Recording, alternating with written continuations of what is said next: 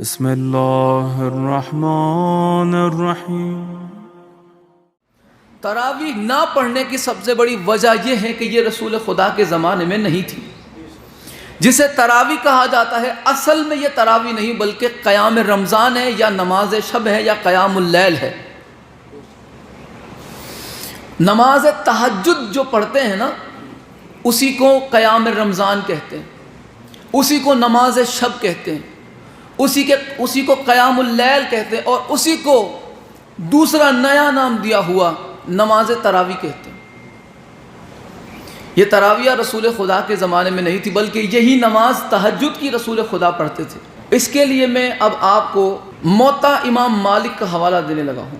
امام مالکی مسلک کے امام، آپ کی کتاب موطا امام مالک صفحہ نمبر 181 ہے۔ بی بی عائشہ فرماتی ہیں کہ رسول خدا ایک رات آپ گئے نماز پڑھنے کے لیے، تو آپ کی دیکھا دیکھی میں پیچھے آپ کے صحابہ لگ گئے۔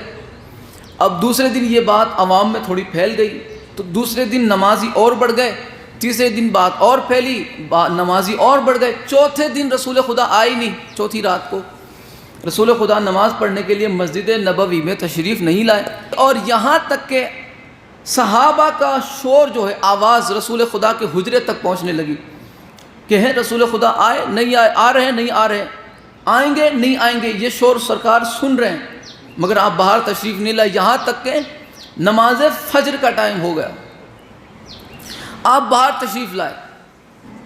عرض کی یا رسول اللہ کیا بات ہے، آپ نماز کے لیے باہر آئے نہیں؟ آپ نے فرمایا وہ نماز تمہارے لیے نہیں ہے،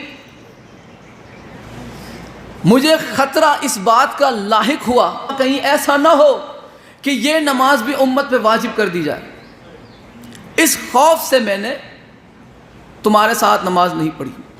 وہ نماز جو تھی وہ نماز شب تھی۔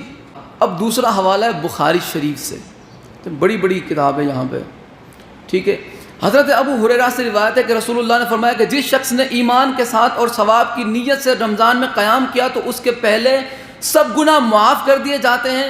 ابن شہاب نے کہا کہ جب رسول اللہ کی وفات ہوئی تو معاملہ اسی طرح رہا، پھر حضرت ابو بکر کے دور خلافت اور حضرت عمر کے ابتدائی دور حکومت میں بھی یہی حال رہا، بعد میں انہوں نے اس میں پھیر پھار کر دیا۔ یہاں پہ قیام رمضان کی بات ہے، وہی روایت جس نے بھی تراویح کا چیپٹر جہاں بھی باندھا اس نے یہی روایتیں لی جو قیام رمضان کی ہے۔ قیام رمضان کی جو روایت ہے وہی روایت ہے تراویحوں کے اندر بھی ہے۔ اور میں آپ کو ایک جاننے والی بات بتاؤں کہ جہاں پہ لفظ قیام رمضان ہے ترجمہ کرنے والے نے وہاں پہ تراویح لکھ دیا، نماز تراویح، ٹھیک ہے۔ تو یہ بے ایمانی انہوں نے شروع میں ہی کی تھی۔ یہ میں نے آپ کے سامنے روایت پیش کی بخاری کی۔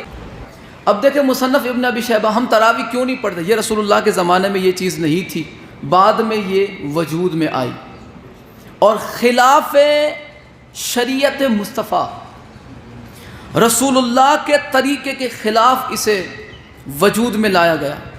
حالانکہ رسول اللہ نے تو منع فرما دی کہ تم اس طرح کثرت سے میرے پیچھے نہ پڑھو، کہیں ایسا نہ ہو کہ یہ نماز تم پر بھی واجب کر دی جائے۔